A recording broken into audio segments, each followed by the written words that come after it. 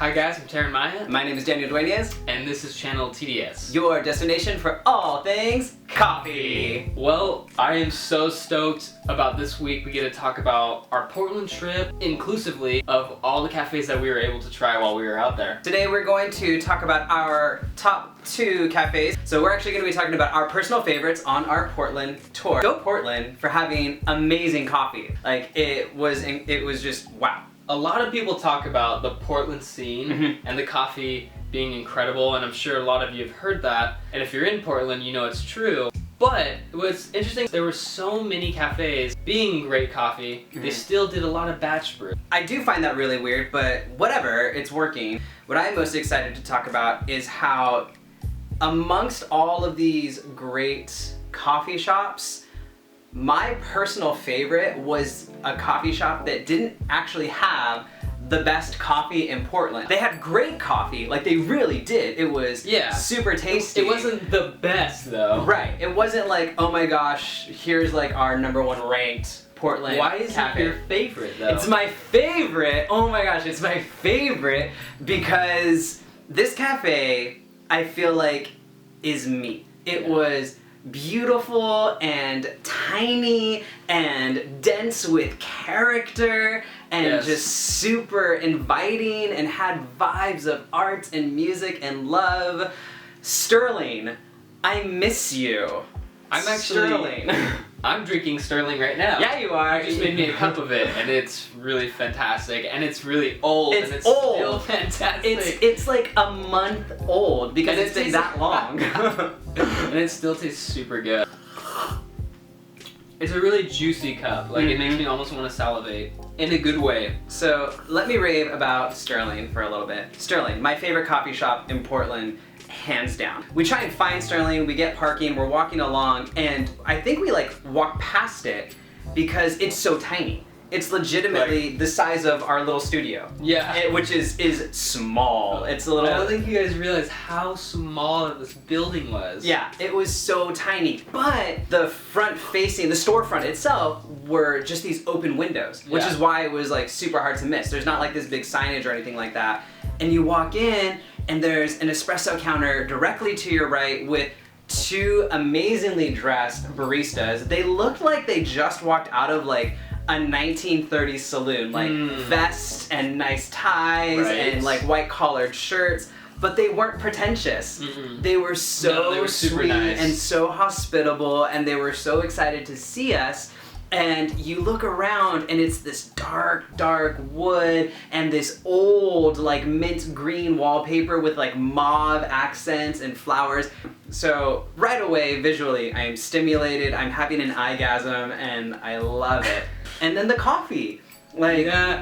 Oh my gosh, the way that they serve the coffee? So sexy! But anyway, our espresso. Yeah. We got it in these beautiful glasses and we're like spinning it and smelling it and just like feeling fancy. Like as if it was wine. Right? I didn't feel like I love Portland, don't get me wrong, but I didn't feel like I was in Portland. I didn't even feel like I was in America. I felt like I was transported through time, like into the past. When I walked in, I almost felt like I was out of place. Like I wasn't dressed well enough to be sitting down. Like the tablecloths were these white tablecloths. A coffee shop with tablecloths. That's with tablecloths like wrapped underneath it. That's like all white. Like I didn't want to spill anything because I didn't want to like get it dirty, and I felt like I shouldn't have been wearing Vans. Oh I my was like, gosh. what did I just like walk into? It was so different, and I loved it. And the coffee was delicious. You know, it was another Fetco, but it worked. You know, it was a par cup of coffee, had a nice body to it. Not a lot of flavor nuance to this particular coffee, but our espresso also was par, but at least there was some nice dynamic to it. You know, there was some nice bright notes to it. It was definitely very hearty, kind of fudgy, which was great because we had it on its own. I so picked up a bag of that Guatemalan, and just let me tell you about this Guatemalan coffee. It was a little interesting to dial in for me at first.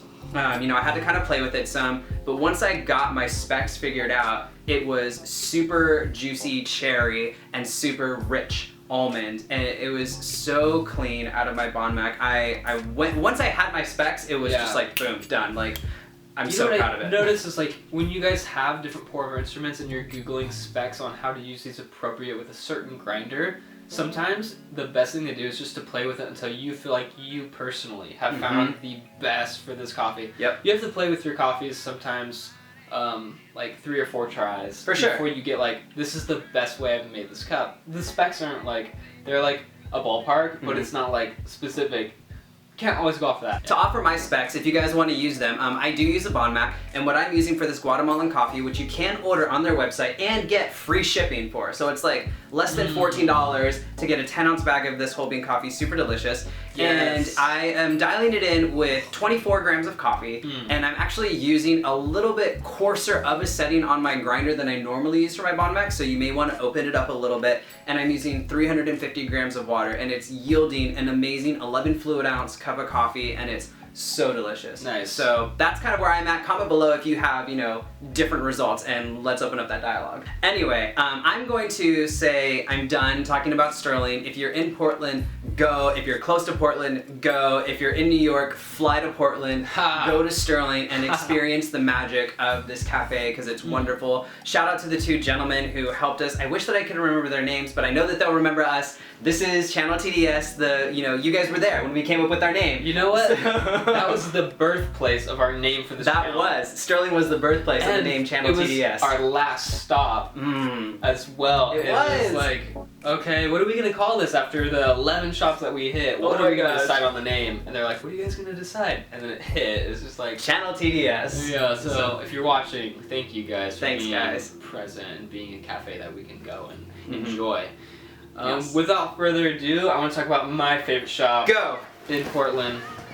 Probably the second shop that we had visited. It was Portland. shop number 2. And we were trying to rush because we were hitting 11 shops in one day, so we didn't want to spend too much time at one. But we ended up spending a lot of time at the shop because the people were so friendly. And I think out of anything, what deems like a great shop is just the personal interaction. Definitely. Upper Left Roasters is such an awesome shop. And from the moment we walked in, just the presence of all this light coming through and it being so like wonderfully lit. I just felt so at peace, like being in there. The conversations that we had with the person up front was just incredible. He was super helpful, super personable. To the lady pulling our espresso, just did an amazing, fantastic job. They wanted to know about our lives, we wanted to know about their lives. And we ended up spending like a good 30-45 minutes in this shop just chopping it up with the baristas.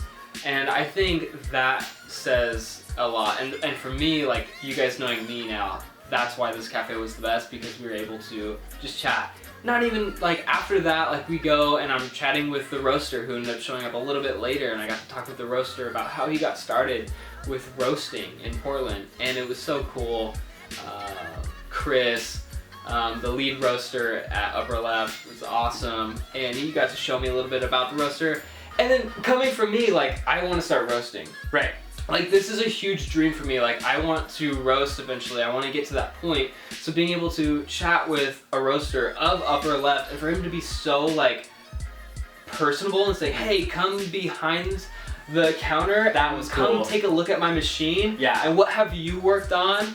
And do you want to see how this thing works? And like he was so like nice and friendly. Like I don't care how great your coffee is, like everyone at the shop was so inviting. Yeah, like I felt so invited to the shop.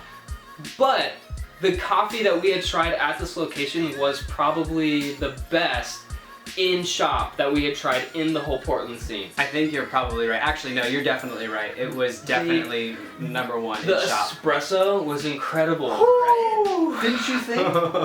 Like, forget her name, but she... Sarah! Is it Sarah? Her name is Sarah. Sarah made that amazing single origin Ethiopian espresso. Not just yours, but mine too was good. Great. Both espressos were like consistently good. And the drip cup of coffee was above par, like by far. It was really good. Not a Fetco. Hint, hint to every other cafe in the world. Yeah. Oh, also, like, these guys are just starting out in Portland. Yeah, like less than a year? Yeah, right? it's like less than a year. Like, these guys are super new, and so when people ask me, how was your like trip to Portland and who do you recommend? I recommend upper left, like go check them out. And this is going to be a company that we're probably going to review in the future just to keep up with them and see how they're doing. Starting out so new and to see how they keep going with their track record right now. For sure. But right now, they're killing it, and I totally recommend if you're in Portland and you haven't been there yet, you need to go check out Upper Left Roasters. If you love a place that is beautifully lit and has cool music and even cooler baristas and a delicious cup of coffee, great place to go. Like and there's a lot of cool people watching because there's so much window space. Yeah. There's just great place to converse because you know there's a lot of seating. It's just awesome. So in general, the Portland coffee scene is so unique because you have cafes that are super large scale and like you got a lot of foot traffic, and the cafes that are super small and like hardly anyone's in there. We can't possibly talk about every single cafe that's in Portland. Right. But these were the ones that left a lasting impression on us, and we would love to hear about it. If you're in that area or if you've visited, like, let us know which ones are your favorite. Absolutely. Definitely, we always want to have a conversation with people. We love reading your comments. We love replying to your comments. We just love hearing about your personal coffee experiences. So definitely do that. I think that's all the time that we have for this video. So as always, remember to like and subscribe. Awesome. Anyways, thank you so much for tuning in, you guys. Thank you guys. Oh, I can do that. Namaste. Namaste. Namaste. Until next time, you guys, always remember to stay on that grind.